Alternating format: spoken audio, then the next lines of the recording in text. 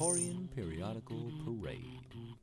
Hey, this is our new podcast. We're going to make this podcast. It's going to be Victorian. It's going to be new. It's going to be us reading and then breaking it down in the same episode. Be excited. Listen to these horror stories that are actually going to be similar to your life today. Or you post the transition episode where we go from YouTube, Facebook into the podcast. This is what we're planning on doing. We have content already. Go ahead and watch, listen on YouTube and Facebook. But now it's pretty much just audio only. So we're going to bring it to you in an audio format. And here it is. We're going to narrate a book, and then we're going to break it down into the things that you have learned about the Victorian era, and then the crossover between the Victorian era everyday life to the 21st century everyday life. All right. Let's set the scene. You ready? Let's go.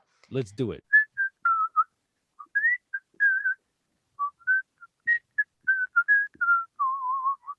Okay, I wanted to record because I was about to say something interesting that I thought we could use, but I forgot. What were we talking about? Oh, I was going to talk about this document I lost once.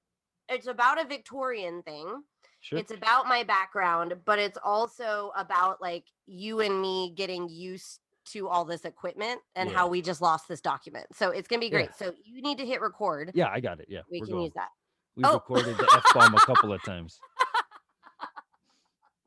Oh, okay. You said hit record, so I hit it. We are recording. Okay. That is the perfect and spontaneous segue into you and I getting used to all this. Right. So we actually just spent about 10 minutes looking for a document that we thought we had written. Right. Well, we know we wrote it. We wrote it. Yeah. It's gone forever. Written. Into the ether. Future generation, like digital archaeologists will uncover it in the year 5000 and wonder what we were talking about. But that just reminded me of, like, I think I told you, Owen, that I still get mad about this document I lost in, actually would have been, it would have been 2012 maybe. So what? Oh my God. 9 years ago. So now officially. Yeah.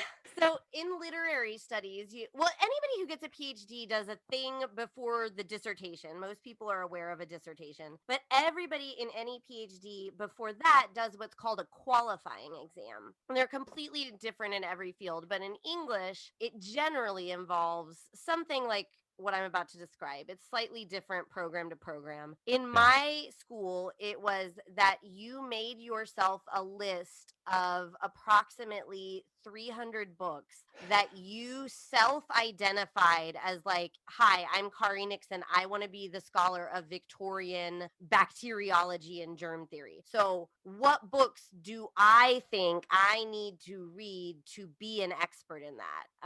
My very wise businessman father-in-law said that he felt like that meant that half the test was, can you make the list? Can you have that level of metacognition to know what you need to know? But then the next part of the test is you got 11 months to read all 300 books. Oh God.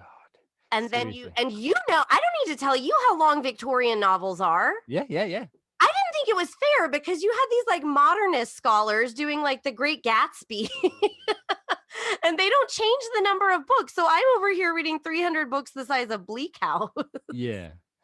So you got 11 months to read these books. And then you, over the course of 3 days, you took a test on it. And if you failed the test, you got kicked out of the program. And you were, at that time, for me, that meant you were basically fired because I was paid a salary and had health insurance.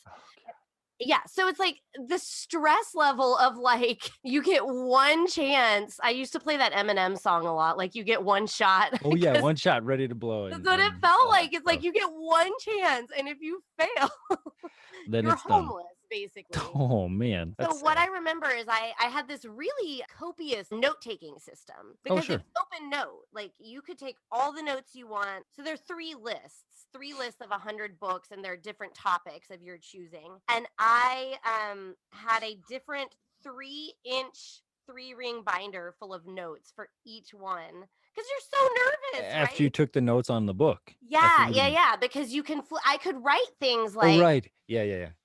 Future Kari, you're going to want to look at page 36, okay? Yep. Like I could write that note, and then I'm not like sitting there with a 900-page novel Yeah. Like, you have experiences now. Like, it is hard if Yeah. you're like, where was that sentence in that Mhm. 800-page Mhm. Victorian book? Right. So anyway, I was writing notes one day. I had this like great note taking system where I would do like, here's the summary, because also another thing is everything in Victorian literature, they're all named Mary and John. Yes. And Yeah. so I would list all the characters so I could keep track of which Marys and which Johns. Okay. Good. Good. So I had that, I had a synopsis, I had like key themes, and I had this like crazy cross-referencing color code system. Yep. Like, I can believe that.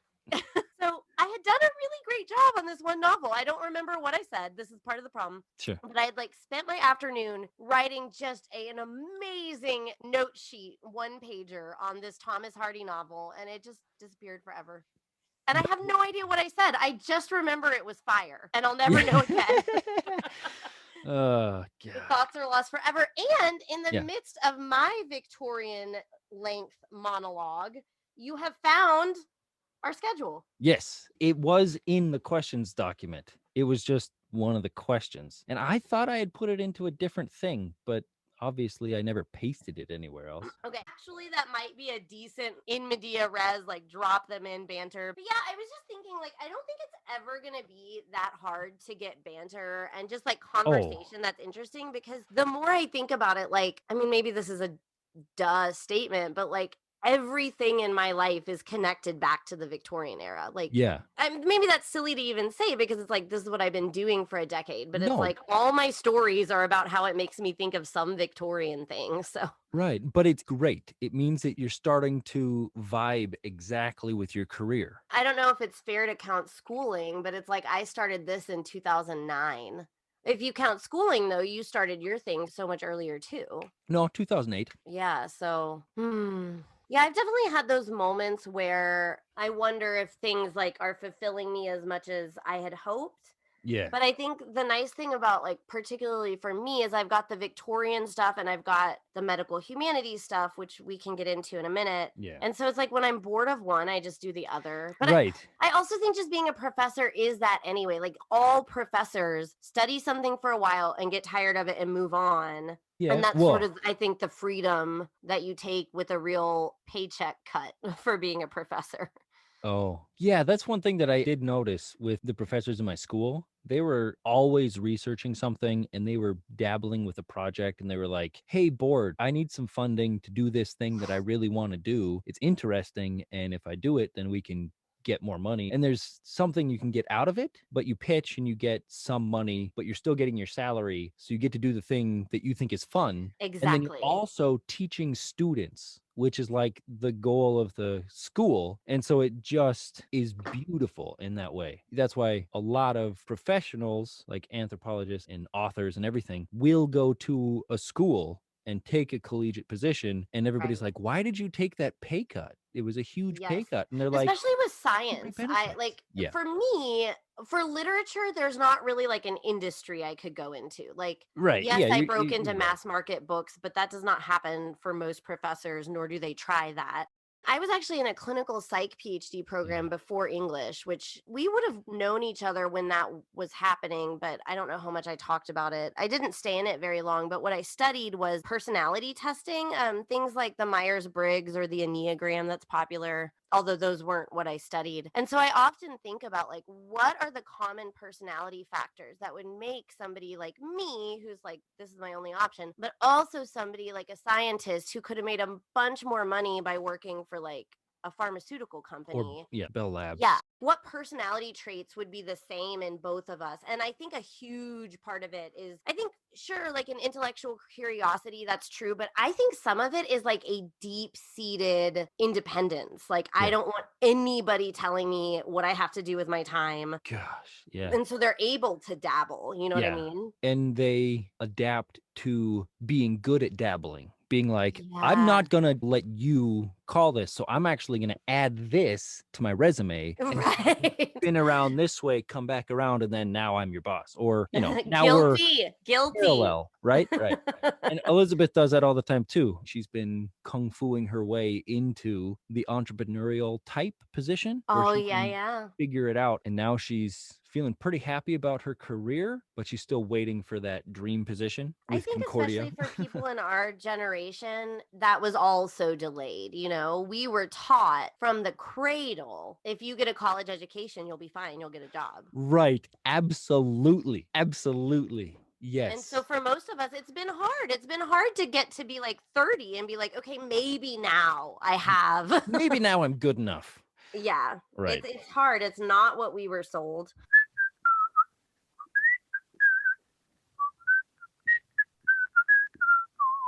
That's much better because now we can see your facial expressions. Yeah. One thing that I love about you, you're so expressive. And then Not me. Yes, you are. Don't you remember the face? Have you rewatched any of your Facebook? I'm joking. Oh, good.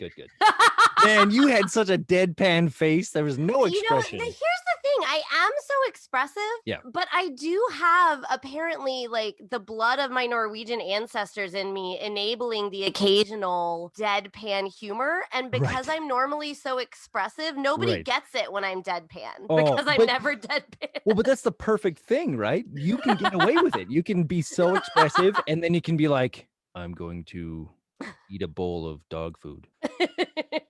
You do it better. But yeah. Okay.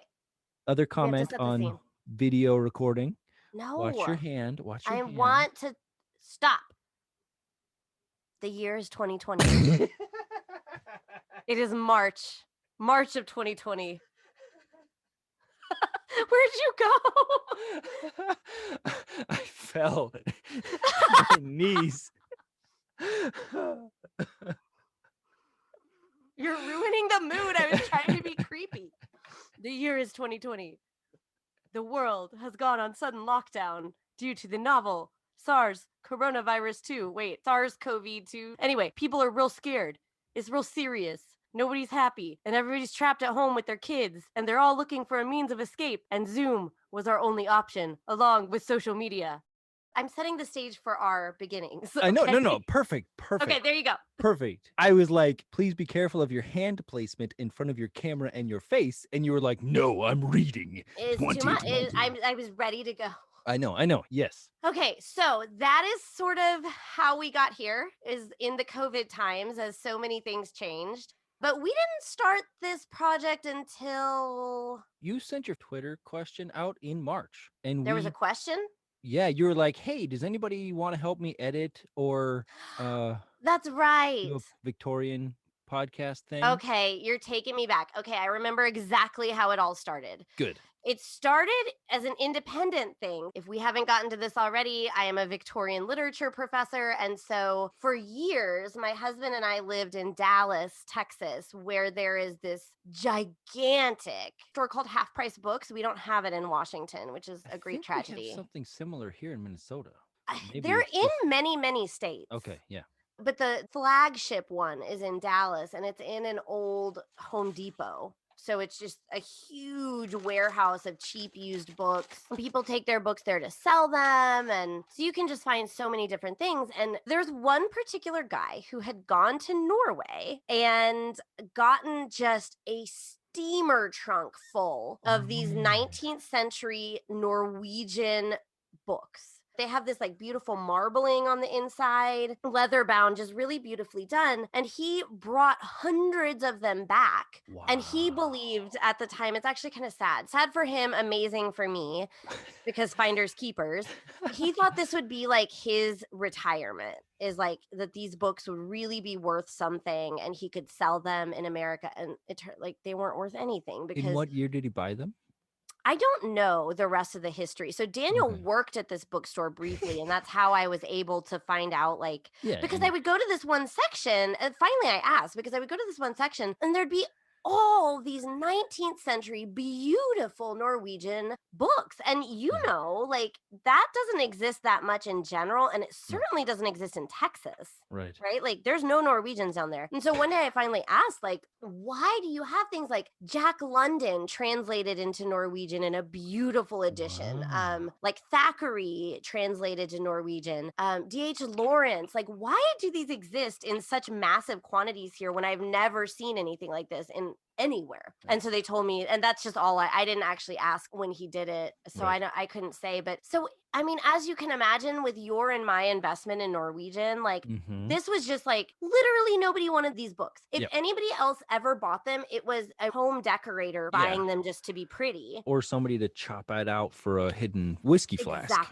Exactly. Or like, sometimes people do make like art out of like old books. So it's like, I would just go sit there and it was like a dreamland. Like it was every weird Norwegian book I could want. And I think this might've been the same guy, but I can't prove it. Sure. There were in that same area, and they looked very similarly. Lots of bound copies of English language Victorian era magazines. So these magazines would come out monthly, but somebody at some point, and they looked kind of Victorian era themselves, the binding. Somebody at some point would bind entire years worth of issues of a certain magazine. So they were like massive? They're like this thick. But like 3 inches thick, maybe. But then top to bottom, no, they weren't. What's a Victorian magazine look like in scale? Like if you're sitting at the coffee table. If you took a half a size of an 8.5 by 11 like printer page and put it landscape style, and cut it in half, it would be like that half about. Really? Maybe a little bigger. They're not huge at all. Yeah, when Robert was talking to George, he pulled out a newspaper, and I was thinking about the size of it because it didn't seem, he just picked it up, right? Like a book or a magazine. And if it was a modern 1990s newspaper, he would have unfolded it, right? Like that would have been the words in the text. And so that was the first key to my mind that it was a small pamphlet-like thing. And I was like, cool. So I would just buy them up because, again, I think it was the same guy because the books looked similar, even though they were very different content. And again, I'm like, who wants an 1861 copy of the Cornhill? But I do. Yeah. And now, again, I am not, there are scholars whose entire field is what's called periodical studies, where they just study newspaper. And it's also called the study of print culture. It was really a booming, sexy field in like 2010. I'm not so sure that it's really like trending in the same way. And yet, even though I'm not one of these specialists, to me, it's such an important thing to know about because I'm what is called, my training is in new historicism, which means that when we read Jane Eyre, English scholars today, a new historicist would never be able to read Jane Eyre in a vacuum. They would say, do you know the basic story of Jane Eyre? No. Okay. Spoiler alert. If you don't want to know what happens in Jane Eyre, turn it off now. Spoiler alert. If you don't want to know what happens in Jane Eyre, turn it off now. Spoiler alert. If you don't want to know what happens in Jane Eyre, turn it off now. So it's all about this guy who gets involved. He falls in love with his governess, Jane Eyre. Governess is like a nanny. And they're about to get married. And she discovers that his wife, he is actually married, and his wife is living in the attic where he's trapped her. But it turns out like you're not supposed to feel like he's a bad guy because he was forced into this marriage with this woman when he was traveling to the Caribbean with his family to like learn about the family business. It goes on from there. In the 70s, the 1970s, people might have just been like, here are the themes of color and freedom or entrapment in that book. Yeah. But even somebody who's not a new historicist today, like I avowedly am, but even somebody who's not, we just don't read texts in a vacuum like that anymore. No. We say things like, and this is not my original opinion, this is a very famous different person's argument or sets of people. We should never have been able to read Jane Eyre, and the Victorians wouldn't have been able to read Jane Eyre without really focusing on the cultural context around the fact that his first wife was from the Caribbean while he was studying the family business, which means that his parents were international traders.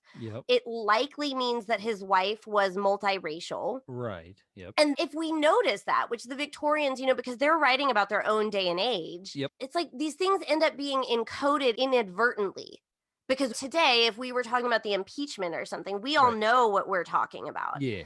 Yeah. So they wouldn't explain it too much, but they would have been reading it with at least that background of Yes. cool, he might have been involved in the slave trade. This is the business he was in. Oh, that I didn't know. But it certainly, and I don't think we should think about it as the Victorians would have been more charitable to her. I think it would have Right. justified for the Victorians, well, she's not white, so they Well, might right. not have And cared isn't as that much. why you're not supposed to think of him as the bad guy? Is Yes. because he was forced into a marriage to someone who's not from England. And, generally he was just forced into a marriage he didn't want. Yeah, and especially with somebody who wasn't white, which to them would have been truly a get out of jail free card, Right, right. Because there's so And much about the female white pale skin, right? yes, Yeah, yes. yeah. And so for scholars today, it's almost unethical not to know enough to put it in the historical Right. context, because Yeah, just as for the Victorians, that would have been oh, cool. So he's not the bad guy. We get it. yeah. It's almost like if we just don't know that, then we're able to take Victorian prejudices at a face value and Yeah. without realizing it and be oh, Yes. well, the Yep. text says he's a good guy, so I guess Yeah. he's a good guy. Right. Instead of growing and being oh, Yep. no, now we can say that was really bad. And we yeah. know also more about how the Victorians would have thought and why this would have Right. appealed to them. And Yeah. so for that reason, even though I'm not a newspaper and magazine specialist, I think it's super, super important to know about them, Right. because literature in a vacuum only tells us about their imaginations and Yeah. fantasies, Yeah. which, in a deep, sort of Freudian way is important Yeah. and tells you something, Mhm. but it cannot, without historical context, tell you what they would have thought about Bertha Mason. And so, in addition to just reading history books, like normal history books, I would just buy these magazines because I was I don't know at what point in my life I might want to know what they were thinking about slavery in the 1860s as America went into the Civil War. Nobody can tell us, in my opinion, no historian, I love historians, Yeah. no historian can tell me better than the Victorians said it for themselves. And they were not afraid to announce their prejudices and racism. They're pretty open about it. Yeah. And so, yeah, I just started buying those. This is a very Nice. long explanation. I'm sorry. Flashback to 2020 in March. We were all just newly dealing with lockdown, which nobody had experienced For in 100 100 years. years. Jinx. Yeah. And Daniel and I would, I don't know, there was something that felt a little bit it sounds so cheesy to say it, but I felt a little Victorian. I studied disease in the Victorian era. That's my absolute niche specialty. And here we were, all of a sudden dealing with an infectious disease where in America, we haven't really worried about that too Yeah. much. Didn't And think about it at everything all. had slowed down. Nobody was in school. Nobody was working. A lot of jobs, like my husband's job, didn't adjust quickly. So he just got 4 weeks off paid. We had it pretty easy. Wow. So we would take these days, I would just lean into it. And I was the Victorians just sat around reading a lot because they had so much time and no Yep. TV. And I started reading kind of cover to cover these magazines, these whole year's Wow. worth of bound magazines that I'd bought almost a decade earlier. What? And I hadn't really ever used them for anything other than I would use them in class activities a lot to show my students all of what I've just Yeah. been babbling about. This is the first time I just sat and read them. And there would be these moments where I was this is so interesting. Yeah. Is there anybody on the planet besides a very, very specialized scholar, generally who's probably going to be writing and publishing for other scholars? Is there Yeah. any just general layperson on the planet who knows how much the Victorians actually understood about neurology and got right about What? not just the brain structure, but like how consciousness works. And like there are these moments. I mean, yes, they were bigots and prejudiced and kind of comically wrong about a lot, but there's also things that we might think like, well, these are like advancements that people in our day and age made. Like, Yep. actually the Victorians made. And so I got on a live one day and I just started showing off what I was reading and telling people about it because it started to really like, I couldn't keep it in anymore. Yeah. I was like, somebody needs to care about this the way I care about it. And then at least that first video, people were really interested in it and talking with me about it. And that's when I put out the call, like, who does somebody want to help me do this on a more regular basis? And you were the only person that answered, but I also Really? like we go way back, so I Yeah. would have done it with you no matter what. But It's wonderful. These are the kinds of niches where there's vast stuff that has already been explored, but is already lost, yes, right? Yeah, exactly. right.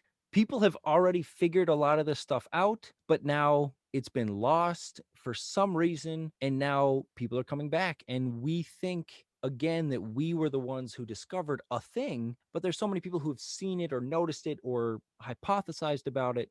No, we're just the people who can put a scope into a live person and watch something happen. I love having friends who can listen to me ramble and then say what I said in a sentence. Like, that's why I get really shrill and excited about it because exactly, it's like whether it's an ethical problem or a government question or science, like they were thinking about a great many of these things.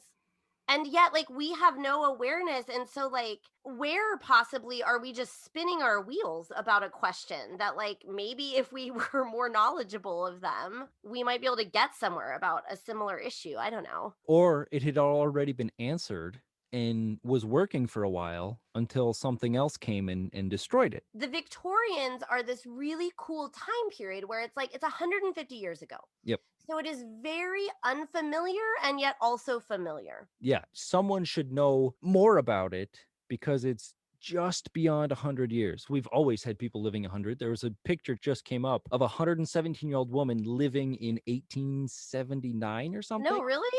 Yeah, I was like, okay, well, you're doing well in the Victorian area. Good job. Yeah, right. Yeah. Yeah, the benefit too about the Victorians is that they were the people in that era where magazines and newspapers just ballooned. And Yeah. so, more than any other time, we have so much writing. Yes. And so it's like it's there. And Yeah. like I said, there's this kind of dynamic these days where people will do like very bigoted, racist, prejudicial things, but it's so bad to be called a racist that they do it like secret, like they pretend they're not racist. And the Victorians would just own it. So Right. it's not Yeah. even like coded. It's like Yep. it's right there, and we Mhm. can talk about what's going on in somebody's head when they're being Yep. a racist. Like, Right.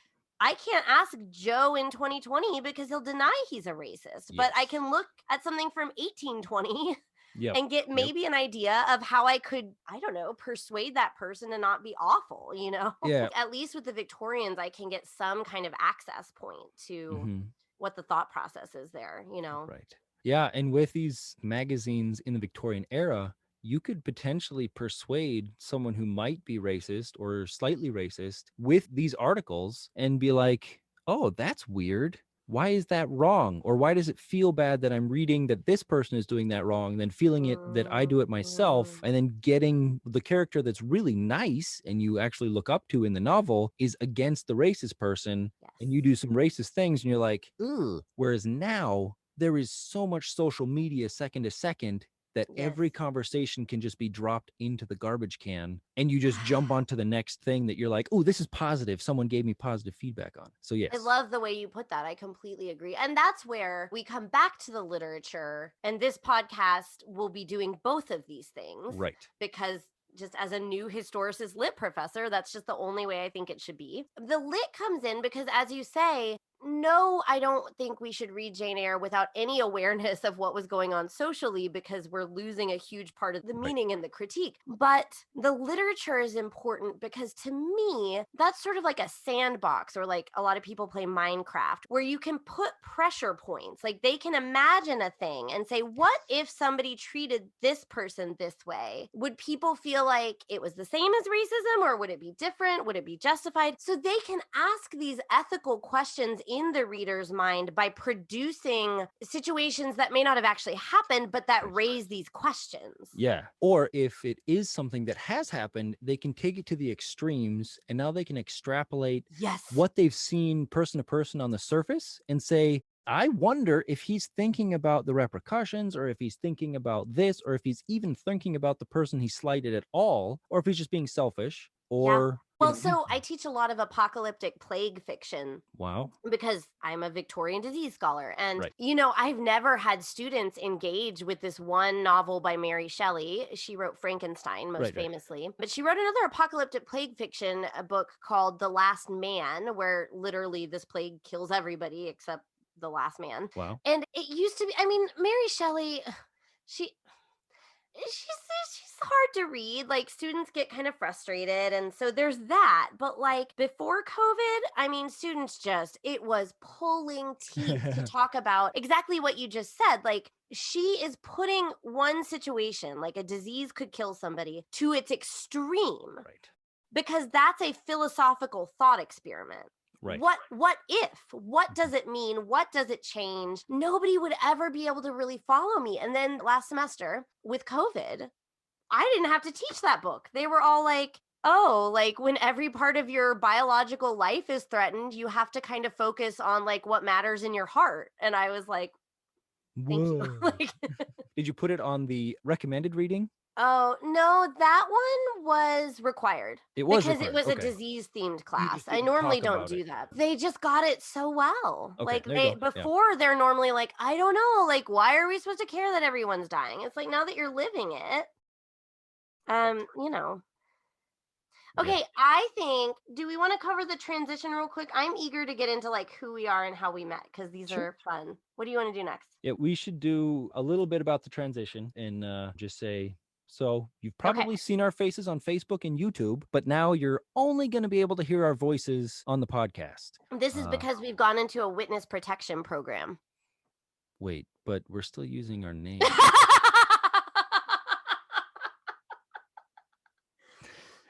Wait, has my name always been in the witness protection and I've never been Owen Curtiss in reality, but I'm always Oh, I think the can't see my Matrix name. just glitched a little bit.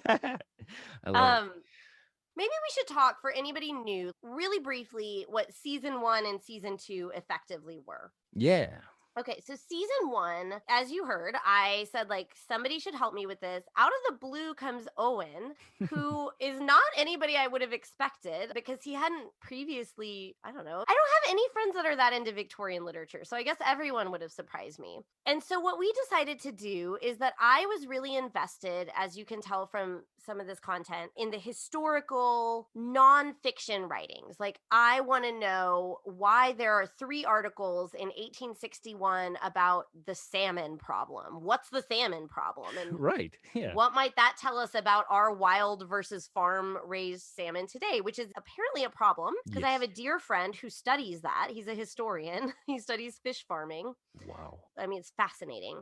Like, especially to go out to a restaurant with him and order fish. It's like, he knows all the things to ask. Oh, really? Like what? Yeah. Oh, to ask the waiter and be like, Yeah, is this yeah. this? Is this here? Yeah. And he can catch them if they say like something. He's like, no, there's no such thing as farm raised, whatever. And like, Yeah. it's wild. Wow. But like I said, as much as you're losing a huge part of this understanding, if you don't know the history and the context, the magazines, in a way, I think you could make the argument. I'm sure some people would disagree with me. You can make the argument that the magazines existed because they could sell fiction novels through them. Right. Which were serialized. So every month you'd get your next piece. It's like any show that we watch that isn't all put on Netflix at one time. Like Game of Thrones was this way. Yeah. You were waiting every week to see Yeah. what happened next. And that is how, in my limited opinion as a non-magazine expert, I feel like that's what really drove these sales, is you would get people who maybe didn't care about the news, but they wanted to know what happened to Mary. So to me, you're also removing a critical element if you're not including including the fiction that was there, particularly because, I mean, they couldn't Google search something. So you often, if you see an issue come up, somebody's in prison, Mhm. the magazine would start publishing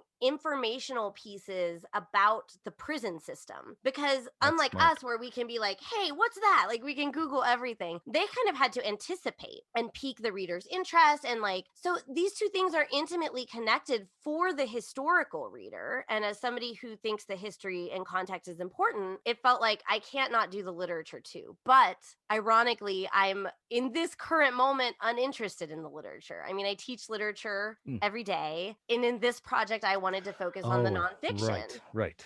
It just, I didn't want to do more literature. And so that's what Owen came in, and he started reading serially The Adventures of Philip, was it in that Yeah. one? Mhm. So once a week he would come on and do that, and once a week I would come on and read an article and explain it from the same issue. Well, at the very beginning, we were trying to do it 3 days a week. We That's were we right. were like, we should plow this out, and neither of us are doing very much, so we should just Mhm. go to town. Except I still have a day job. Yeah, both of us. Yeah, and like, but I got a big book deal to write a book on COVID, and all of a sudden I was really busy. So whereas in Yeah. the spring and early summer, we were all kind of just sitting around, Yep. we had ultimately made way too ambitious of a Yes. demand on ourselves. We can do it. It's So we took a exciting. hiatus like Yeah. August. Yeah. Yeah. So I went to camp and you went on Oh, vacation. right. You'll hear about So camp, guys. Like, don't right. even Yeah, worry. that'll It's be coming. It's that'll be a coming. side quest. Yeah. Yeah, and so then we came back. I was teaching this class I was talking about with the Mary Shelley book. It was a class called British Women Writers. Hmm. And I always have them read Lady Audley's Secret, but I've gotten more and more interested in having them read the way the Victorians read. I mean, you can probably hear this through line with me. Like, I don't think we can understand these things unless we understand how they understood it. Oh, And a cool. critical part of that is that nobody was sitting there like this professor threatening them to watch all 10 seasons of Game of Thrones in 1 week, right? That Yeah. like that doesn't make sense to us in our normal Right. media form. Hmm.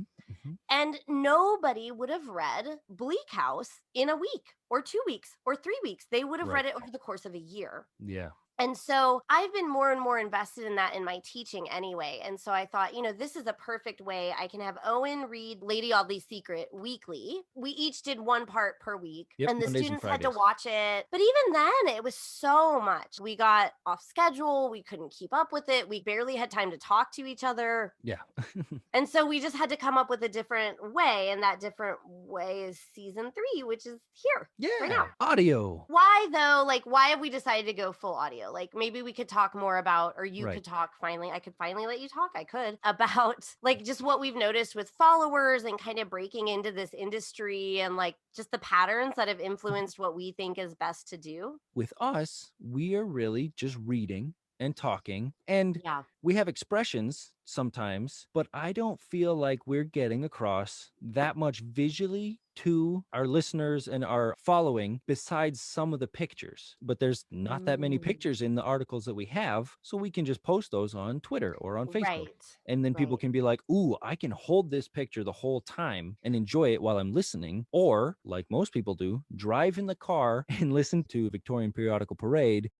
We were also trying to do like a live Yes. streaming model, and Mhm. it just wasn't working. I mean, people are so busy Right. that they really don't have time to stop and watch live things. If you do that, people end up doing a scheduled webinar, Right. like one time. Or where it's like at lunch on every Wednesday. This is the lunchtime, but then we're in 2 different time zones, and Right. Americans are in 4 different time zones. And it's Yeah. like, well, who do you want to hit? Where's the population that's going to watch your stuff? And then there's also like, there's another podcast that I know that does a live YouTube thing, but they have hit 6 o'clock, 8 o'clock on Fridays so that people are at home and the whole country is able to hop on after work, right? So because we've been doing it when we can fit it in, it probably doesn't fit in for very many other people, except for the first like 4 of yours. You had a pretty decent showing Hmm. of friends, but that was also directly from your Facebook page. Right. And so they saw you and they weren't necessarily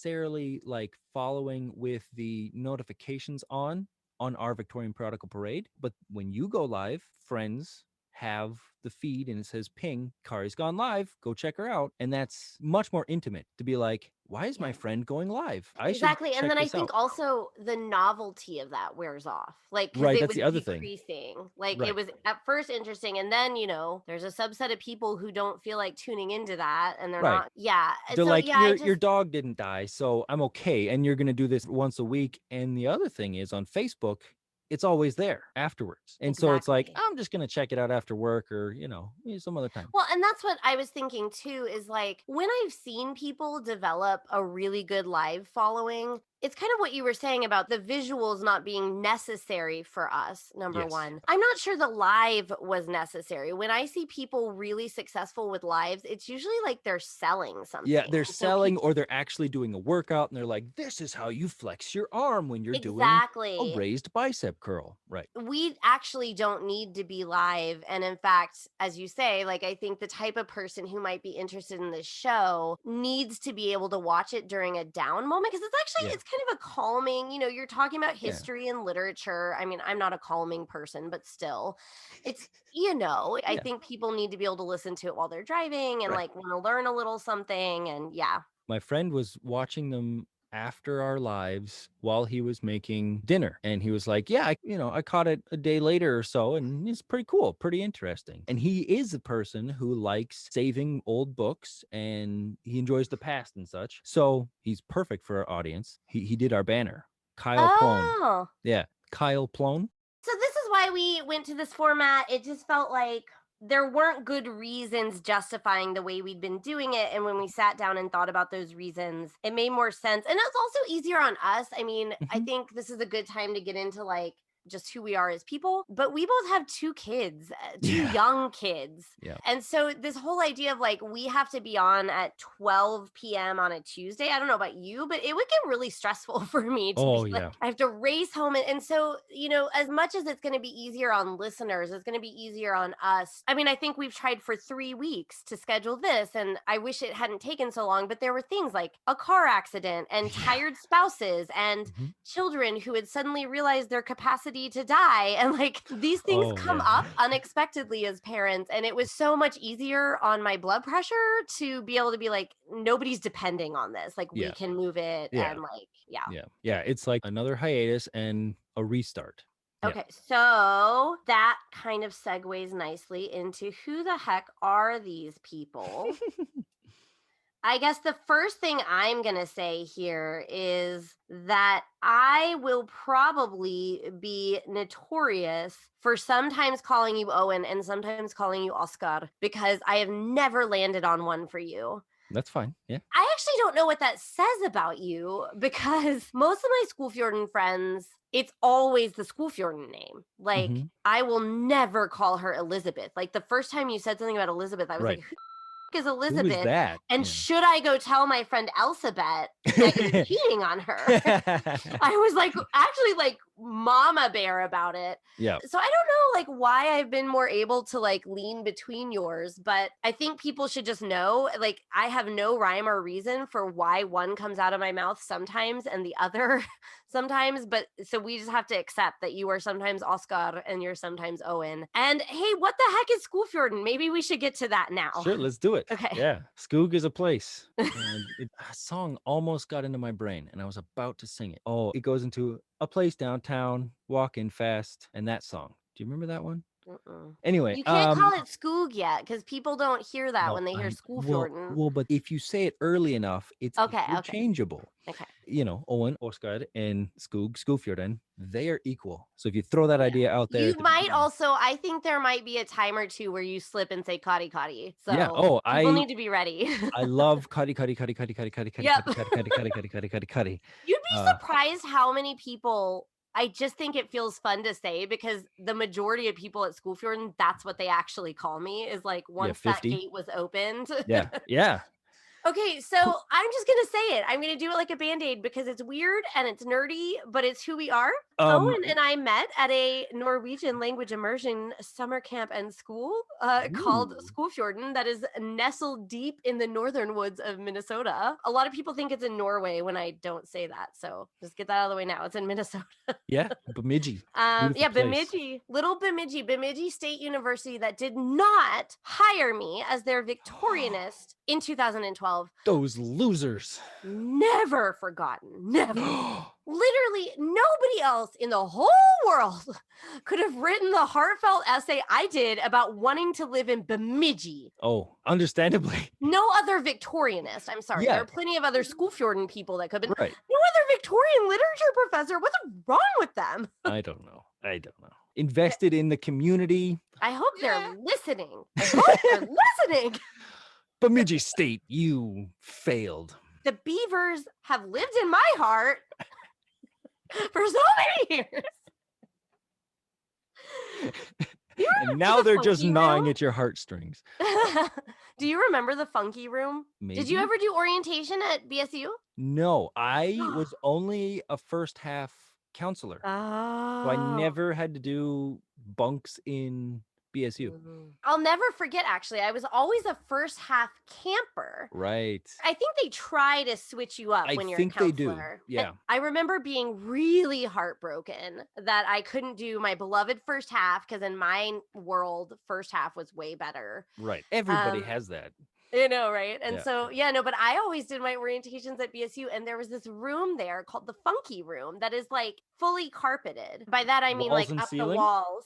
Yeah. And it has steps, or like you might almost call them like bleachers, like you could sit on them, like to watch a movie. Yeah. The carpet was like very psychedelic, and it was called the Funky Room. Yeah. And the second something psychedelic, it's funky. Yeah. There were like Welcome to beanbag Funky chairs Town. on there, and we would always, it was kind of this rascally thing we would do, is like to dare each other to go to the Funky Room and like touch a beanbag chair, because we were like, everybody knows that. Gross. Yeah. Which also tells you like how sweet and innocent Skogfjorden is most of the time. Like that's what we would do when we were getting up to trouble. Okay, we have buried the lead. Okay, so I said it was a Norwegian language immersion school and camp. Yep. Primarily, it presents as a summer camp, but it does have an accredited high school in it. That's why, Yep. It is part of the Concordia Language Villages, At where they Concordia have college. Yeah. And how many are there? Like 23 of the languages? I think there's only 16 languages, but there's like 16. 23 villages. So they have multiple Chinese, multiple French, multiple German, and such. And now there's Ojibwe and I think Arabic and Portuguese in Ojibwe. I didn't know there was Ojibwe now. I remember when they were first talking about it, but it was so long ago that I thought they had discarded the plan. No, I think it just took forever, and they wanted a site, but Arabic is easier because it's like already an academic language that some college already accepts or whatever. Oh man, that tells you something. Yeah, right, exactly. Yeah, so there's tons of these villages. I think Skogfjorden, the Norwegian one, has the highest retention rate of any of them. Yes, returning villagers. Yep, the highest number of 10-year villagers of any of the programs. You know, for a variety of reasons that it is not our job, thank God, to break down right now. This little esoteric language, Norwegian, for whatever reason, it's like, you know, we don't necessarily have the most villagers, but the ones that come back.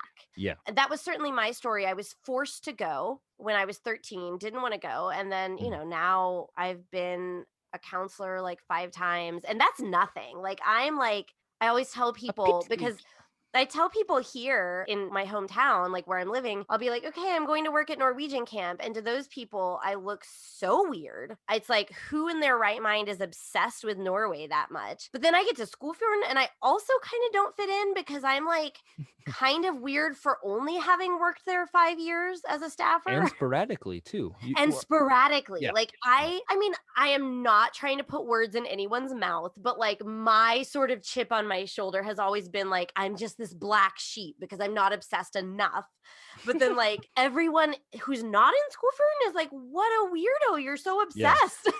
It's such a black and white. Yeah. If you are Skoog, you have to have double-digit numbers at the Yes. village, and if you're a counselor, you have to have double digits in the 20s to be Yes. worth anything. Yeah. And there's also other experiences that I've heard of where you have to have a PhD and 30 years experience and be a dean, and a list 5 long in order Yeah. to be up high enough to be in that echelon. Because with Yeah. Skoog, there are so many people at 30-year brackets. There's so many people. Yeah, That it's is the hard barrier to break. yeah, I'm glad we're kind of going into this because this is where Owen and I met. This is why we're going into it. And Right. it seems like this silly little random thing, but it is not silly or random in either of our lives. No. And in fact, as I say, like I'm probably like less invested than most people. And yeah, it's just a really big part of who we are. And the whole idea of Concordia Language Villages is that people learn their native language through listening and hearing it and being immersed in it. And that's how we want to teach people a second language or third language. So we do things like you have to ask for food in Norwegian. I mean, we don't let anyone starve, but it Yeah. is a decently powerful motivator, you know, when people are going to listen to authority figures. If you're like, say it in Norwegian, you have to take a Norwegian name and things like that. So, like, secret of the day, like, sometimes people know me like 3 or 4 years before they find this out. My name isn't really Kari, like, legally. What? Yeah. You knew that? Yeah. Oh, okay. No, but seriously, I have friends here that like if I get Mhm. carded at a bar, they're like, I feel so betrayed that I didn't know your real name. But I mean, and I've had people talk to me about this too, like some of my old Asian friends that often regularly have two names to sort of Yeah. integrate in American Right. society Into better. American society. Yep. Yeah, they're like, no, it is your real name. Like, and that's why I Yeah. don't tell people my Right. legal name Right. because I've gone by Kari since my second year at Skogfjorden when I was 14. Yeah. Like, I came home and I was like, that's my name. Like, that is the name that resonates with me. Mhm. Like, my husband, I've been married, we've been together 14 or 15 years. Together, And but he's not married. never called me my legal name. Like, nobody who has It met feels me. so weird. Yeah, I mean, so to Yeah. me, it's like I'm not trying to trick anyone. It's like No. my legal name is a point of trivia, but Right. that is why like Skogfjorden is so important to all of us, and that is also why like Owen's name is legally Owen, but I always knew him as Oscar. And so like I don't know, my brain just glitches and it just picks one. Like it doesn't even. And the Elizabeth thing we were mentioning earlier, his wife's name is Elizabeth, but I only call her Elsebeth, which is the Norwegian version. And just tonight, before I said Elizabeth, I was like, I should probably say Elsebeth. Well, and the three of us also lived together in Norway. So Right. like That was pretty cool. that was such I'm so glad we had that experience. Like, I'm glad I found that video that we were looking for. oh The little my gosh, conversation. of me tying I don't remember. Hansa? Yeah, I think it was Hansa because you were saying that you had heard about it from America and you were like, this is a great, beautiful beverage in Norway. But then we get here and Elsebeth had been living there and she was like, well, this is actually like a Budweiser. Yeah. Right. And it's like, Yeah. well, you still try it, you know, and we tried it. Yeah. And we videotaped it. And Right. like that's one of the things if we ever get a big enough following and have like a Patreon, we can give that as like a little gimme. So here's the other thing. I'm also a black sheep at Skogfjorden because like pretty much everybody there eventually became an expat and just moved to Norway. And I never did. I finally got a grant to do some of my dissertation research on Henrik Ibsen there. And so I was there for like a couple months. And I came there like at 26, having been fluent in Norwegian for half my life. Never stepped foot in the country. I was so excited about everything. Like I heard about this beer on a commercial and like, no, I just heard about it. I was like, I just know that it's going to be better than any beer I've ever had. And Elsebeth is like, okay, well, it's like their Bud Light. And I think I got off the plane and I was like, this is my goal. Is you were like texting me and being like, we need to do this. And I bought the Hansa for you before you arrived. And then you were so excited. I was like, you are very excited. Let's film this. Because you were so excited. And I was like, we have to capture the reaction because it's either going to be huge and you're going to be elated or you're going to pause and taste it and say, yeah, it's a beer, you know, and which is kind of what she did, but I haven't seen the Yeah. video again in a It while. was, yeah, pretty Yeah, it much. was pretty much like, yeah, That it's was kind beer. of the gist of my Norway experience is like I'd been waiting for this moment for Yeah. 13 years. Yeah. Nothing was gonna be the magical unicorn Oh land, my gosh. you know? Yeah. Speaking of Yeah, things what like that made that, you react? first generation Americans who immigrated from Norway held on to all of the Norwegians' traditions so Yes. hard. Yes. And then they transferred them to their children and taught them that. And they were like, this is a tenet of being Norwegian. Yes. And now Norwegians have evolved over those 100 to even 30 years, depending on when people emigrated. And nothing is that important No. to Norwegians, like lutefisk, I was right? gonna say, what's the number one Right. thing people ask you when they hear that you speak Norwegian? Right. Lutefisk. How do you have lutefisk at Christmas? And it's like, no, I've eaten lutefisk once and it was 3 hours old and it was cold. And I was like, oh, this is fish jelly. It's Yeah. actually pretty good. But I've never had it hot and I've never had it in Norway. And then I asked, Norwegians barely eat it. Like right. my Well, it's standard reply to people now is like, yeah, Norwegians stopped eating that themselves when they invented the refrigerator. Like right. The nobody refrigerator wanted and to eat oil. that. Right, because lutefisk is brine. It's Yeah. fish in a salt barrel that has been salted for 6 months. You put it in the spring or the summer when you catch Yeah. it. It's like every 10th fish or whatever, you know, you count it out and you just throw them in a barrel. You leave them. Come December, you break out the fish that is all the meat you have, right? Well, Yeah. that's the thing. Like, I'm not trying to make any Norwegians hate me. I have a No. hyperbolic language structure. I'm just Yeah. being silly and exaggeratory. But, like, yeah, they lived in a, like, godforsaken country with, like, no food. Like, Right. the second they could have Right. imported food and Yeah. refrigeration, they didn't want to eat it either. So No. stop coming at me and asking me Right. what I think about You're lutefisk. right. Right. I mean, It's any you know, any it country used to does be that. it used to be a thing, like, gosh, I can't even remember what year it was, but we had to do a Sons of Norway event at Skogfjorden, and I was Oh, sort of, like, very indignant about, like, the Sons of Norway, they just think about, like they have such an outdated view of yes. Norway, and, Tova really schooled me, like, she was like, "These people are important in keeping this legacy alive here, Yeah. and it's a little different than what we do at Skofjorden, where it's like, I mean, we serve pizza because you have the ethnic food, right? The Yep. national foods, but Norwegians eat more pizza per capita than any other nation. Like, Wow. I didn't yeah, know that that was a fact. it was a fact in like maybe 10 years ago. So I Yeah, could be wrong well, yeah, now. So like she helped me have a more balanced view of that to be like, yeah, it is very different. And I think it does get annoying when like that's the response people have to you every yeah. time you mention it. And you have to be like, no, that doesn't define this culture. And Mhm. I guess saying that, just imagine, Norway is white and Western. I can only imagine if you were connected to a non white, non Western culture and you hear these tokenizing things, because Mhm. I think that's what bugs me, and Yeah. like it's not like Norwegians are like marginalized in any way, Mhm. but it just is kind of annoying to be like, yeah, that's not everything that defines these people's existence. Like it's kind of Mhm. frustrating. Move past it and evolve. Yeah. It's an existential thing. Okay, so that's how we met. And Yeah. why there will be some weird things you hear sometimes. Mhm, mhm. I was thinking Uh, we should doff our caps to Tova. oh yeah, she's always so sweet. You know She's that. very sweet. Yeah, yeah, exactly. She's a very balancing person. She's She so will balanced. It's not fair. How I does mean, one become like that? literally, I'm thinking experience, and then No, no. In no universe am I going to be like her when I'm her age. I will no? still be this unhinged. Okay. Maybe her like Yeah. intellectual like training. Right. Experience, training, and then nurturing. So I think it's from her mom. I think her parents taught her to be that positive because I also have learned this from Elizabeth's grandparents. They were positive about everything because they lived through the Depression. And so Mhm. that has carried through her family. So Tova is so nice, so gentle, so caring, and her knowledge and her empathy is all encompassing. And the words she uses to speak to you are like a verbal hug. Even if she's right there and gives you a hug while she's saying it, you are emotionally hugged by her in the process of her just having a conversation with you. I know.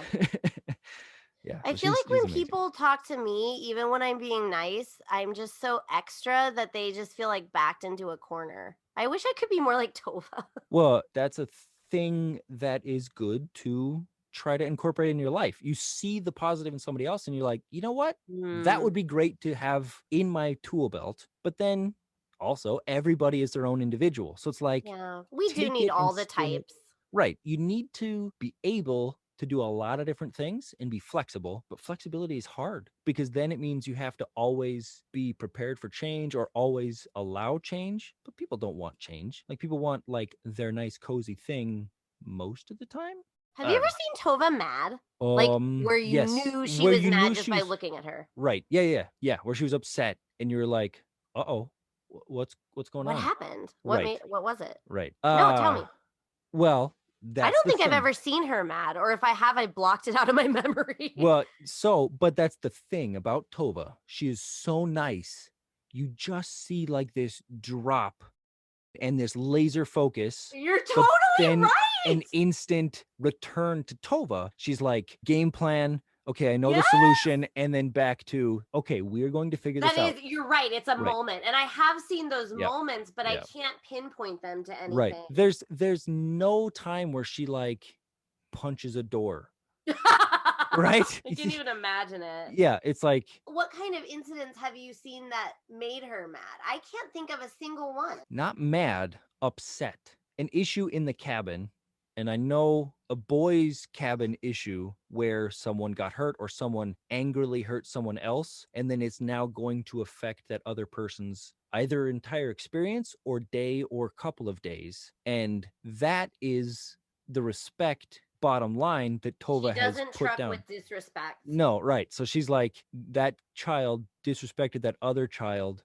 There's a reason for it, but we need to find the solution to getting all of this back on track tonight. Okay, I know what to do. And then she has so much experience, especially with children, that she's like, all right, I'm doing this. It's probably going to get a result that's better than what we're currently sitting at. And then she's got this beautiful outward aura that she just jumps back to, but you see it blip if an issue happens. Yeah. I know exactly. You described it so well. I also do think, too, like, when you've been there as many summers as she has, it's also not any one thing is going to surprise you that Right. much. For me, I come sporadically. I've come 5 years. Like, there's still things that even at 35, my age isn't changing it because I'm just like, what?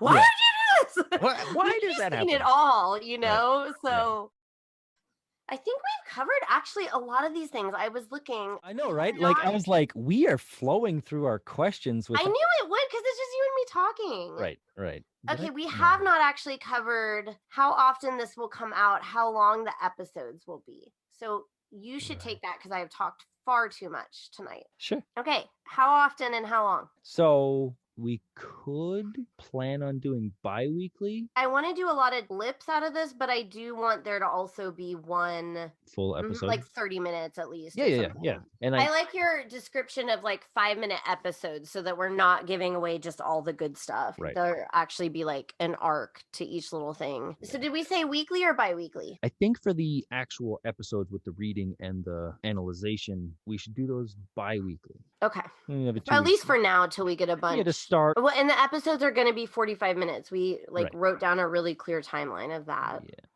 Okay, why did you want to join Victorian Periodical Parade? I've been over how much that surprised me. Okay, so I don't know if this will make it into the ultimate cut of the show, but I have an alternate account on Twitter that I follow you via, and that's where I just follow your tweets until Mhm. now that we're on Victorian Periodical Parade. Then I follow and like everything there. So I follow your tweets on another account, and then I see your enthusiasm. And then also in life, when we do talk about Victorian stuff, I've heard your enthusiasm, and I also like Treasure Island, but I liked the remake Treasure Planet because I'm nerdy and sci-fi. I've never heard of that. What? The movie? I mean, Treasure Planet? yeah, No. Treasure Planet. Yeah, it wasn't a hit, but I love it. It's Treasure Island, but sci-fi. It's great. They're on the moon, blah, blah, blah. They're space whales. Whales. Space whales. Yes. But anyway, so I saw your enthusiasm, and then I also enjoy the books out of the Victorian era, but I didn't realize that they were written in the Victorian era because, like you said, I'm ignorant to the fact of when things are published because I just read a book, or it's Right. in elementary school or middle school, whenever they read those books or, made us read them ourselves, Mm-hmm. they were just given to us as the Right. content. And no Nobody, one, they were just like, this is what people are supposed to read, and they don't like, tell you anything about it. yeah. And even today, I don't know who wrote Treasure Island. I Robert Louis just, Stevenson. right. And so that's a long name, but nobody hammered that in. They were just like, here's Treasure Island. And, it's treasure and it's the Black Dot and it's the pirates and it's Long John Mm-hmm. Silver. And I just blanked on the main character's name, but, it's those people. It's never the author. It's never when it was written. Right. And there's no synopsis on why it was written or what they were thinking at the time of writing it. And we're in, not in trained as elementary or middle school. readers to like look at that. Like sometimes I would get a book with like an intro that might Yeah, like say that, but I right, didn't, I was just reading right. to read the story. Or complete the school assignment, right? Oh yeah. I have so many. There was a time where I was a book hound and I would do book reports instead of other homework because like that was an option. And so I would read books and do, a page or a paragraph or whatever it was at the time on the book because I just loved reading. And so I would rip through a library and I would read books that, at the time other kids wouldn't be reading, but I'd be like, this is fascinating. Hatchet. Did you ever read Hatchet? It's a very outdoorsy boy type of Is book. that about the boy that gets like stranded from an airplane Canada. crash and Mhm, he only has a hatchet and he's mhm, able, yeah, so mhm. I had a teacher read that to me Right. like during story time. Ooh. Yep. And never forgotten it. It was a Right. very evocative book. It is a great book and you can read it. You could read it at any time in your life. And there's other two books about it. There's The River and then there's the third one, which I only read once. I think I read The Hatchet like 3 times. Hatchet is Um, so good. it is, yeah. I would rip through books, but not knowing anything about it beyond the content of the book, in elementary and middle and sometimes high school. But then in high school, that's when I was like, this is me. I am seeking out this book and I get to choose this for the book report. And then Anne McCaffrey, who passed away in the I love 90s. Anne McCaffrey. Ding, ding, ding. There we go. So, yeah, all the dragon stories by Anne McCaffrey. I tried to read a lot of them. And as I kept reading them, I was like, there's like 40.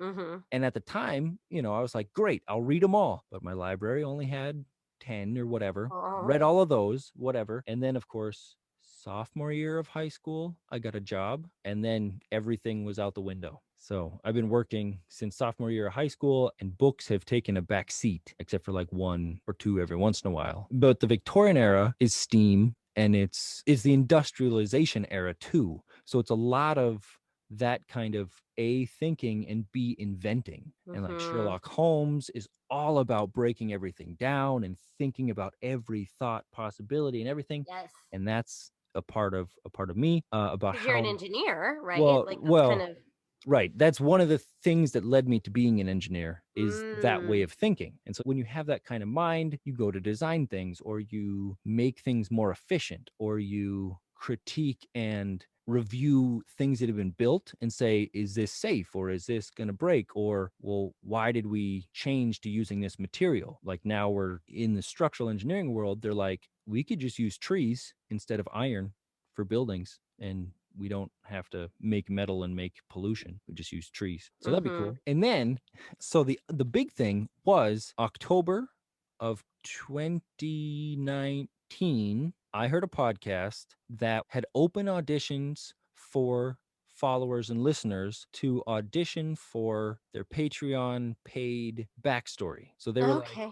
So they were like, come audition for this story that we wrote based on the podcast you're listening to. Come audition and you get a chance to be in our world. And I was like, you know what? I've listened to another podcast and I play with voices a lot. So I auditioned for that with my phone and my phone mic was not good. And so they liked my voices, but they didn't like the sound quality. And then I was like, all right, well, I got to get a mic. So I bought a mic, auditioned for another thing, got cast in that in 2020, January 1st, 2020, 12:01.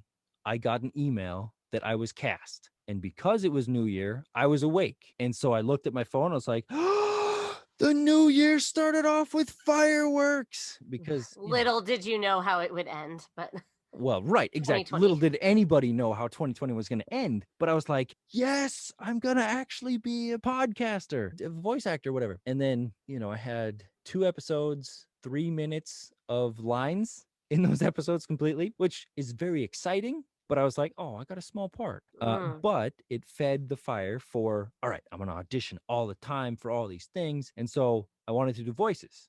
And you were like, reading or do something. I can't remember the exact text of your message, but I was like, I mean, you know me. It was probably like, do whatever. I haven't worked out the details.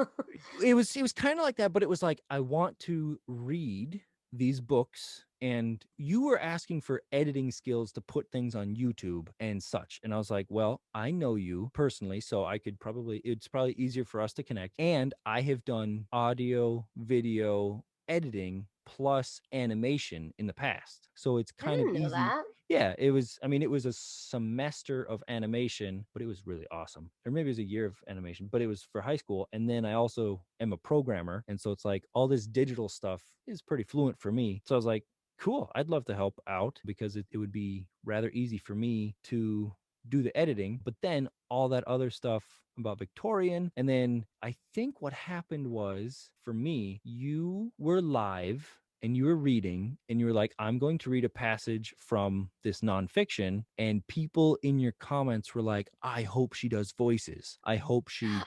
Oh, that's You remember? right. Yeah. So someone I think it was multiple people were like, Yeah, I hope. lots of people were, and it's like, as enthusiastic and like high energy as I am, you've known me for years. Like, I'm not that person. I'm not Right, gonna, right. I don't do voice.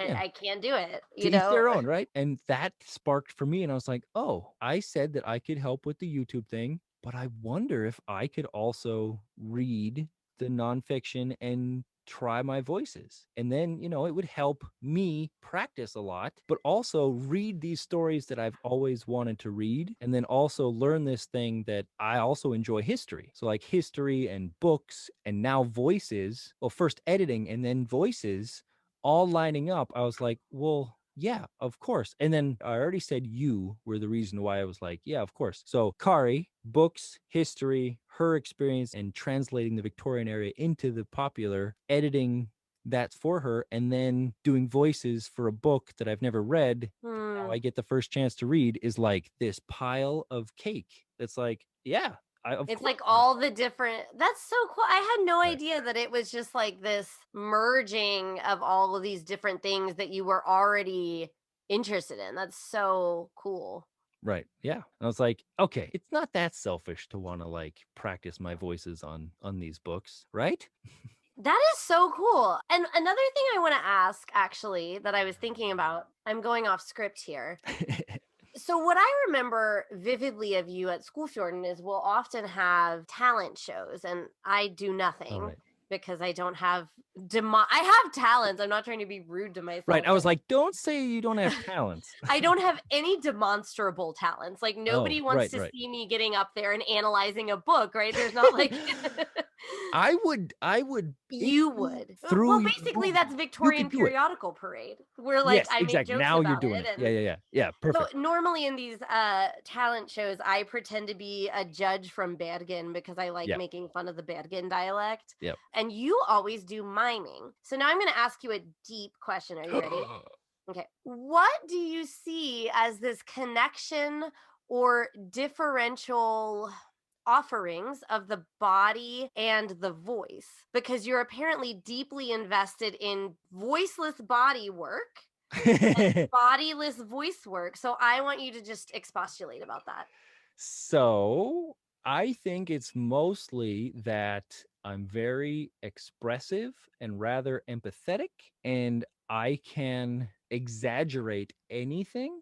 And Hmm. so if I exaggerate it with my body, then it's like, look, there's a It glass wall. focuses, right? Like Yeah, you're you taking can. away the Right. distraction of the that's kind of the germ that I felt is like you must feel like there's something so powerful about both of them Mhm. that you feel like by isolating them you can communicate something better about that form of Right. communication. And Charlie Chaplin. He's a Mm. hilarious dude. And then, of course, recently I found out his predecessor, technically in the silent movies, for comedy and all that stuff. There's a guy before Charlie Chaplin, Buster Keaton. Yep, there you go. Thanks, Dan. I'm gonna bring up the spouses soon. So my spouse Daniel is a cinephile. Okay, so Buster That's Keaton. awesome.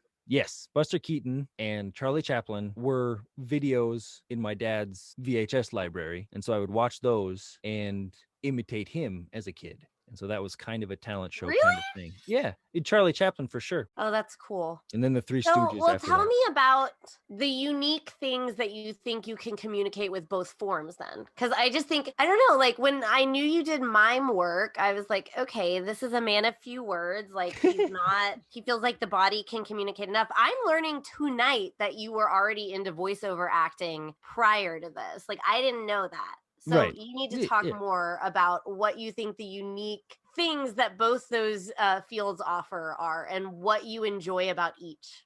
Sure. So, as far as history goes, my dad and my grandpa and I have always made funny voices just to be hilarious. And my dad is a wordsmith or a word inventor. He will put two words together that, you don't typically hear, or he'll make up a word that is just hilarious and sounds like it should be right. And you're like, okay, yeah, we're using that. And so I've come to conversations using those words that my dad made up. And then people are like, that's not a word. And I'm like, okay, I mean this. And I say a paragraph and they're like, the actual word in the English language is this. And I'm like, that sucks. That's so bland. So my dad has done vocal things for a long time and been very expressive in that way. And then Charlie Chaplin and the Three Stooges are very physical and hilarious. That seems maybe a bit like your engineer brain is like being able to dissect something into its constituent parts and being really interested in analyzing what you can do with and how far you can take those individual parts. Right. And so with taking a book, everybody reads a book differently and pronounces things differently in their head. And then giving a person a tone beyond just reading it gives it more emotion, or like you can even tweak a story to be opposite of what someone intended it to mean in writing. This is making my literature professor heart happy. Just by inflecting and putting the angry tone on a happy person, or like making a happy person in a story grumpy. You can change everything just by the vocalization of it. And so testing that out, pushing the limits, and making a voice that I've heard be real for someone else who has maybe not heard it, or take a southerner and move them to Canada and have them in a Canadian story, but now they've got a southern voice and people are like, no, that's not typical. But like in Norway, African people had immigrated to Norway in the 1700s. In Oslo, Elizabeth and I were walking around in the graveyards and we were looking at the names, and some of the fancier graveyards, they have place of birth on the tombstone. Yeah.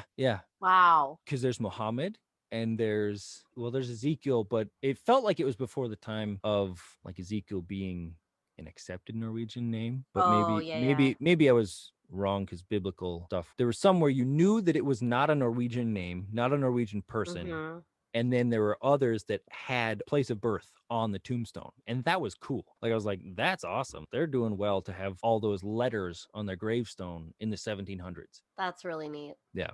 Okay, so speaking of Elizabeth, and we have just asked Daniel to help us with identifying Buster Keaton, I want to ask you how Elizabeth has reacted to your investment in this project, because I think for Daniel to hear that I've taken on another random multimedia Victorian studies project, it's like, I don't even think he bats an eye. But like, what is that conversation like in your house where you're like, hey, dude, gotta leave the kids and go read a Victorian novel in a mic? Like, how's that going? Well, so that's why I did the Facebook Lives during the day, because then I would just take off either lunch, or I had it where I would have the hour after lunch for my time zone, so that it was 1 o'clock to 2 o'clock, which was during my work day. And then I would take short lunches, as short of a lunch as possible during every other day of the week, so that I could be like, here's my hour and this is what I want to do. And I was like, so it wasn't affecting the family. No, the Okay, only well, what does she think of the project in general? What is somebody who's right, not used to their partner doing Victorian things for their right. job? How does someone like that react? In the Minnesotan way, she finds it very interesting. Yeah, and she says that very subduedly. Right. So she's okay with it, right? Like Well, it's yeah. yeah, it's something I'm interested in. Yeah. So we talked about it and I messaged you and I said, hey, what do you mean about this thing and what would it involve and would you be interested in me partnering and helping you out? And then I talked to her, which is kind of backwards, but I've slipped Whatever. my mind. It was work day and I Well, was like you were taking working. on like a huge life commitment, Yeah, so and if she had said no way at all, I'd have been like, oh, well, okay, sorry, can't, right. to you. So I texted you and then I talked to her and I was like, so I kind of want to help Kari with this project that she's thinking about doing. And I'd just be editing. And then after you did one of the lives, I was like, ooh, maybe I should do some narration too. And then she was like, well, you want to do voices and you've got the skills for editing. So, as long as it doesn't impact the family negatively, then yeah, of course, why not? That So, sounds very much like an overlap of exactly how I know Elsabet to be and like all wives. Because that's what I say to Daniel about anything he takes on is like, I mean, I'm not letting you get out of watching the kids. So if you can find a way to make it happen. right, exactly. Because he's been doing a podcast and that's sort of like the agreement is like he has to do it at night and Yeah. like or sometimes on a Saturday, but he lets me know like way in advance and yeah. Well, and I was just thinking too, as you were answering, like Elsabet and I have known each other longer than you and I have known each Yes. other. Yep. She and I were high school campers hmm getting a high school Norwegian credit in 1999. Yep. Yep. How many years ago is that? 22. Well, probably 21 because it's summertime and we're not at Okay, right, summertime. okay. Yeah. Oh my God, yeah. So we've known each Your other for 21 years. your pensum is now old enough to drink alcohol in the United States.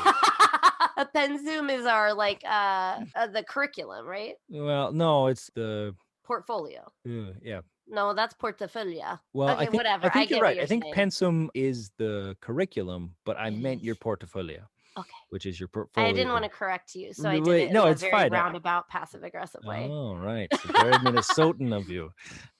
I have like a drop of Minnesotan as much Right, time as I spent there. right, Yeah, so like I was thinking as you were talking, it's like this might all be different too if like Elsabet didn't know me and like right. so all this crazy Victorian stuff is not out of nowhere to her. Cause like Yeah, when yeah. we were all living together, I was like flying Hardy, hardy, around hardy, and hardy, hardy. interviewing and like for jobs and so I think it would be a little bit different if she'd never heard of any of this stuff and then some random person you were Facebook friends with like came Right, up, but right, instead it's like, well, we all know Kari does these things right. and she is at so yeah. Yeah, so that brings up another thing. Like on Twitter, I do voiceover stuff and I talk with voiceover people and I have struck up conversations and I've got a couple of friendships on Twitter about voiceover stuff that I've never met this person, but we like enjoy the voiceover stuff. And one time I brought this person up in conversation with Elsabet and she's like,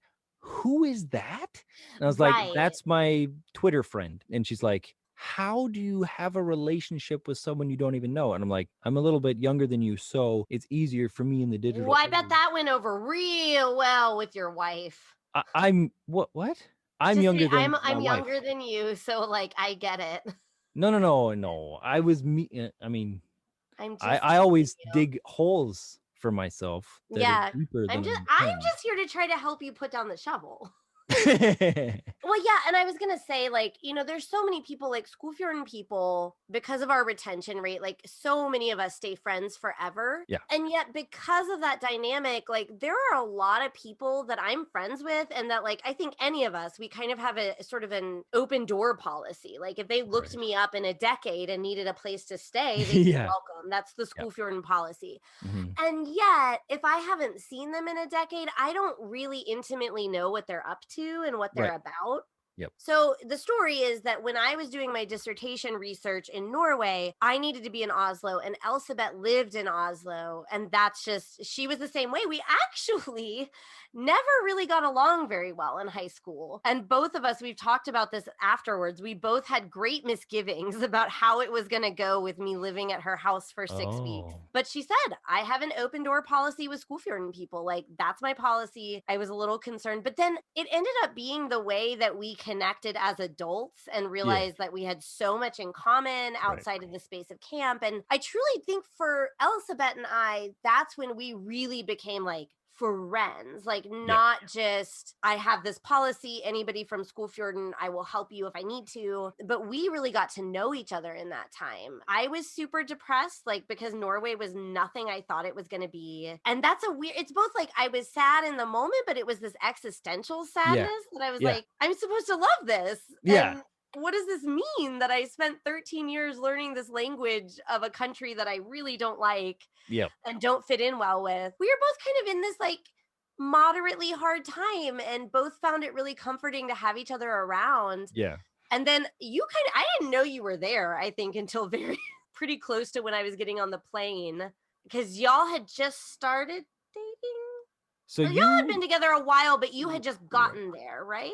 You were there in March. Mm-hmm. I think what happened, March. She already had an engagement ring, I think. Oh, so that was the end of my trip. Yes, that's right. Yeah. You had been there. I mean, I think she mentioned it to me, but I don't think she mentioned it right away. And even when she did, I remember going to Norway and feeling very nonplussed about it all. There's a fancy word for you. It means like surprised and uncertain how to feel, because like, I mean, Skogfjorden is kind of like this intimate circle, and to find out y'all were dating, I was like, okay, that's not a pairing I had in my head. And like Elsebeth and I, like most of my camp memories of her before this cohabitation or whatever were of the like once a summer epic arguments she and I would have. Really? Yes, because we're very different people. I mean, I don't need to tell you how different we are. Yeah. Once I got there and was living with her, it kind of became more like we're actually like opposites in really good ways that are good for each other. But like, you're also very similar in like you're both pragmatic. I know what you're getting at. Like, I feel like what we're saying is like externally, like the way we present ourselves in company is so different. She's so quiet and soft-spoken and thinks before she talks. Mm-hmm. None of those things. But I think inside we're actually very similar. We just show ourselves differently to like acquaintances. Right. She is if you're an acquaintance, you get this face. You pass the acquaintance threshold and you get everything. The me. Yeah. The me that is there. Right. And Daniel will tell you, like, it's kind of counterintuitive. I think the way Elsebeth is more like makes more sense to people logically, but a lot of my like over the topness is the same sort of protective, like I don't know you, and if you get to know me, I'm honestly like I'm quiet and I'm kind of introverted, shockingly. Like just today the doorbell rang and I was like, Daniel, it was just a food delivery, but I was like, Daniel, you know I don't look at people, so you go open the door. Like, and so I think in that space of like living in an apartment together, that came out where we weren't just seeing how one another acted when we're around 30 other people, which is so different. Right, because there's so many dynamics that either you don't know or you know because there's cliques. And in high school, everything is different in high school. You graduate. Well, and even I think we'd been on staff together once and it was kind of more the same. And like, but that's the thing, you act different when you're with 30 people. So it was like my main memory, like my best memories of Norway are sitting on the couch with the two of you and like not really doing anything, just sitting quietly, and like occasionally one of us would say something. And I had just developed a really bad anxiety disorder like months before coming to Norway, and I'm not a really private person, so I don't want to say I was able to tell her about that, but I told her about it and she was able to just like be there and like just be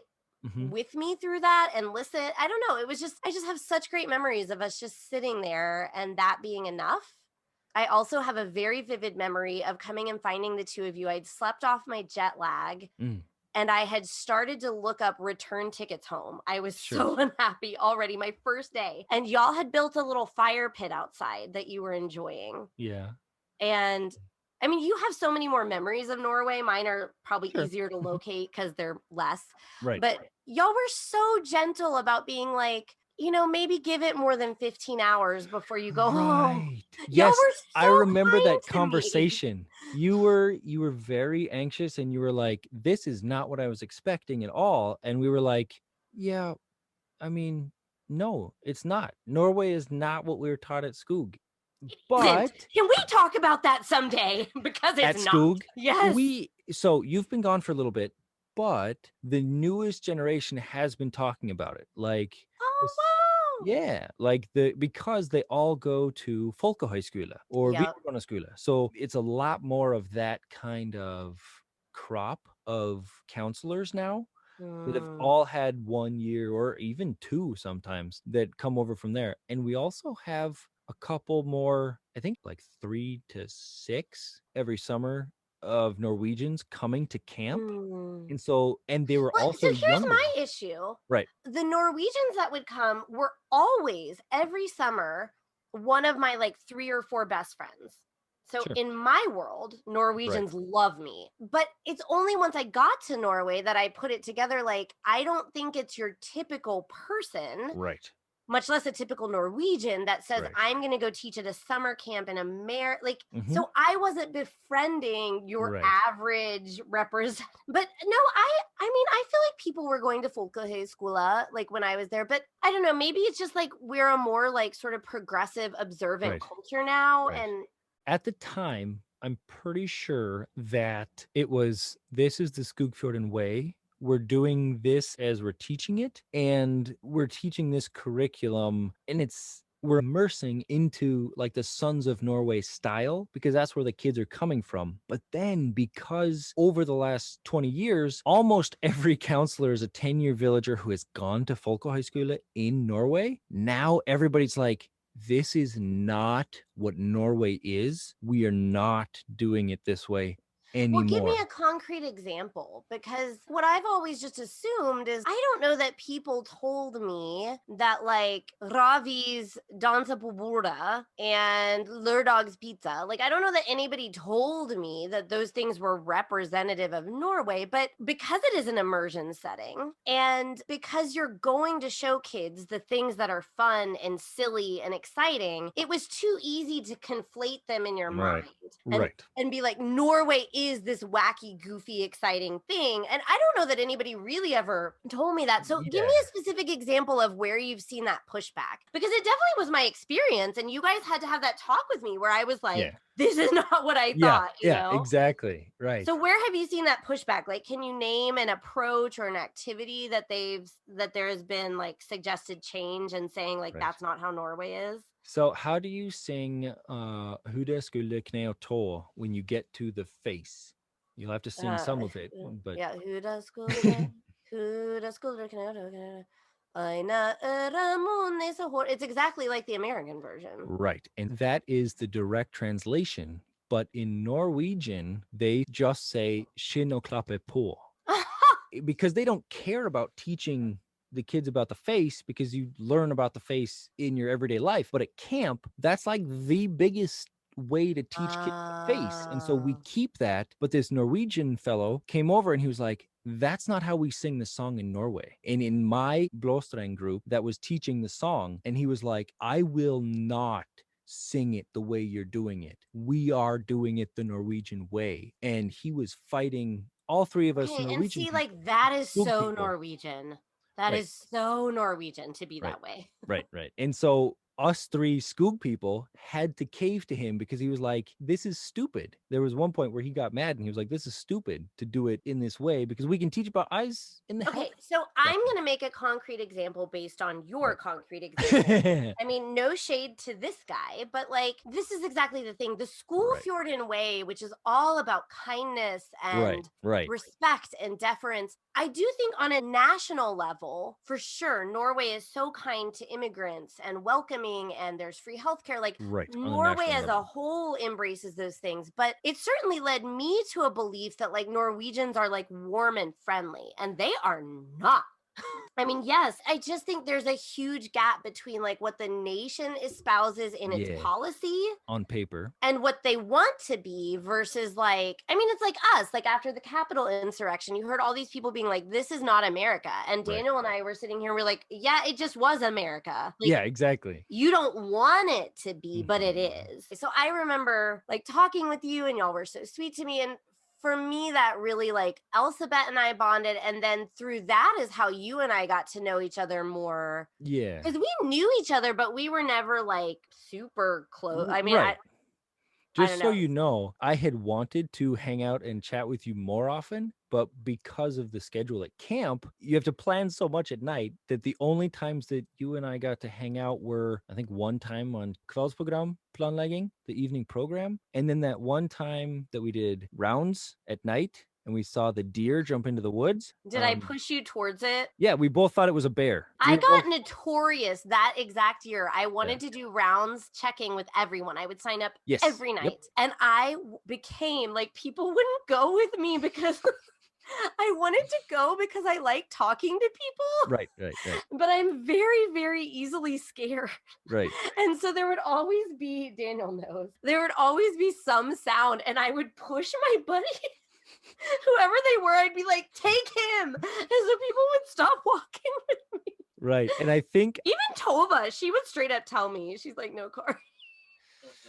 oh man, that's unfortunate. But I think what happened was it was the third or fourth time that you were on rounds, and then it was the first time that you and I went on rounds, Mhm. and you had known that the curve up around Buddha was the scariest part for you, and so you told me because we had just been talking up a storm the Oh, whole you and time. me? Yeah, Shocking. yeah, right, exactly. There's no way we could go for 3 hours talking ever. But then The curve around Buddha. you said that this was the scariest curve for you and that there's deer, there's bears, and I think so. A thing about me is if anyone is ever scared about something, even if I'm like ever scared of the dark or scared of something, if someone else is scared about it, I go into protector mode and I'm not scared about it at all. And so Okay. like I remember us linking arms because you were afraid, and we Sounds like were me.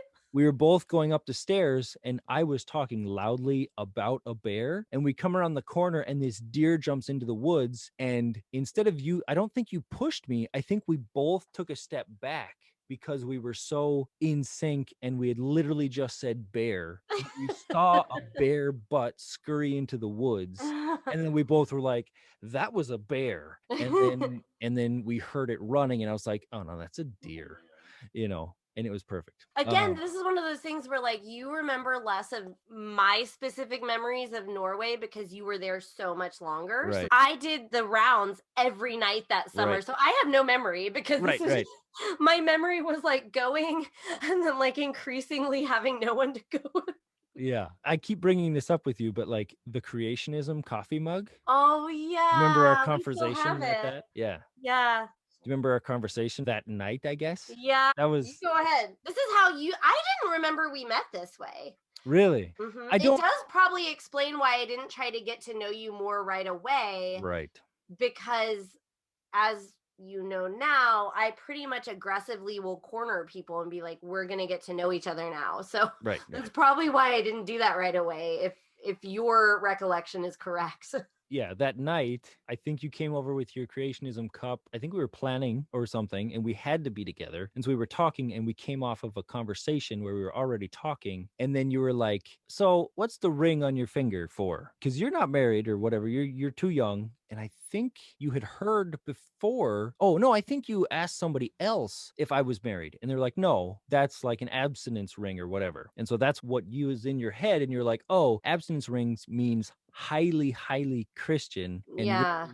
really put off on things." But that was like the year that I was coming out of the Christian world. Mm, But I was like, some tenets are still fine of Christianity. Abstinence is fine in general, but right. have to beat people over the head with it or whatever. But then you were like, so I've had this creationism coffee cup around all the time. And I didn't, if I ever had it out around you, I would always run away because I didn't want to like make you feel awkward about creationism because of your huge tie to Christianity. And I was like, what are you talking about? And you're like, your abstinence ring. And I was like, oh. No, I don't care.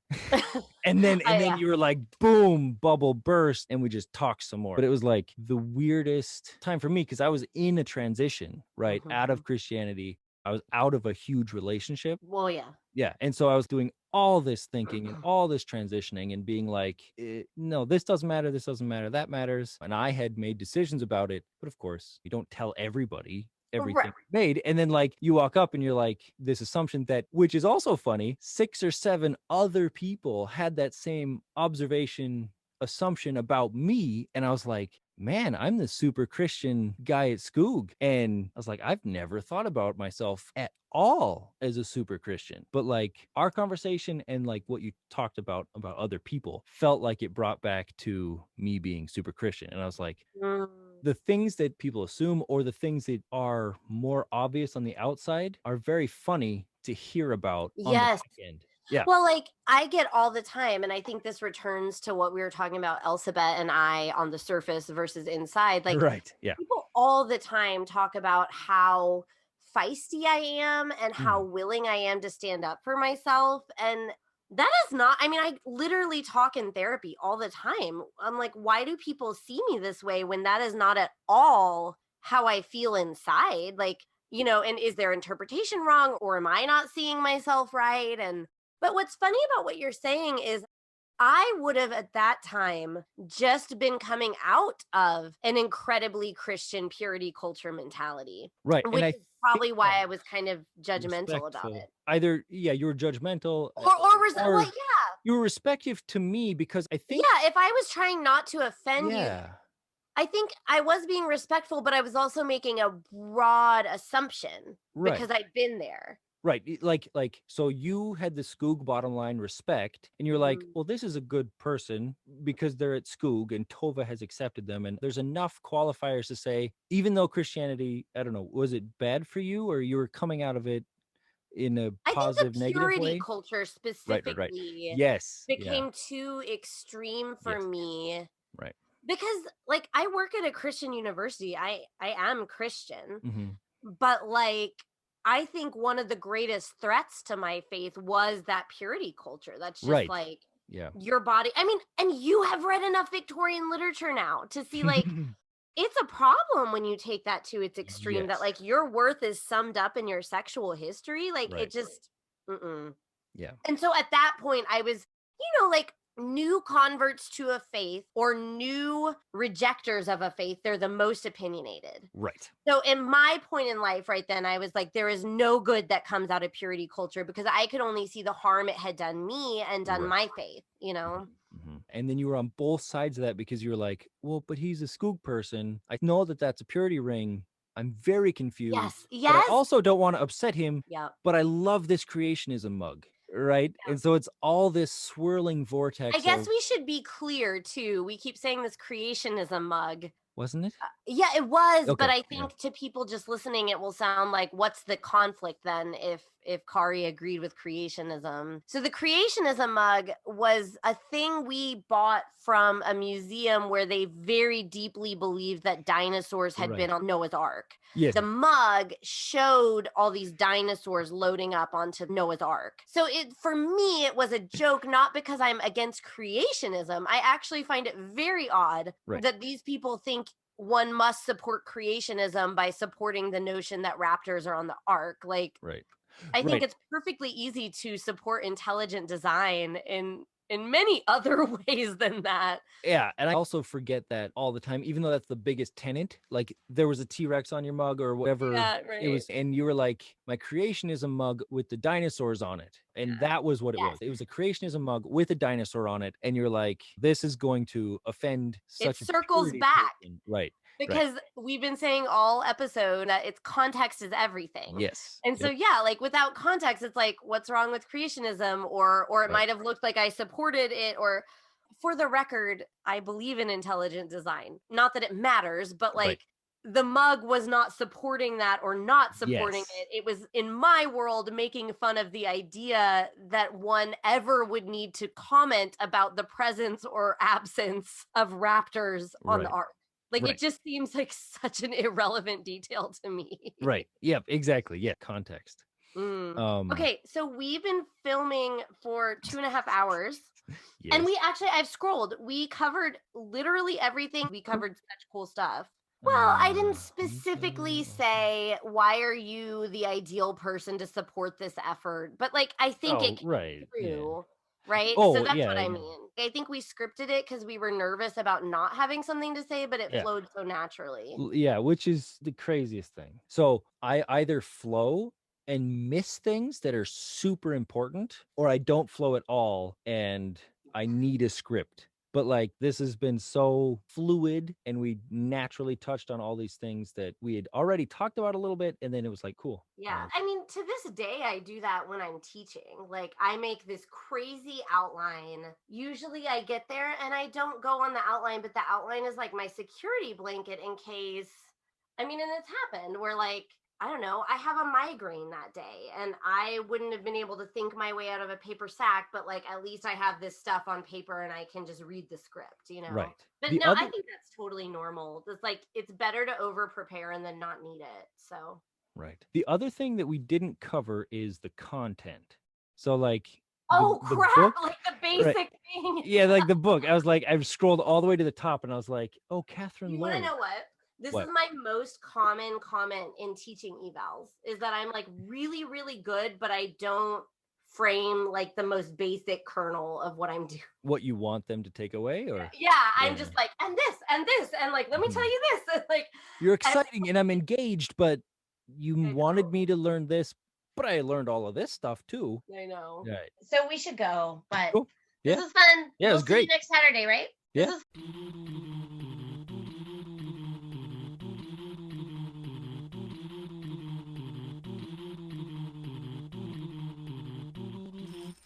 Victorian Periodical Parade.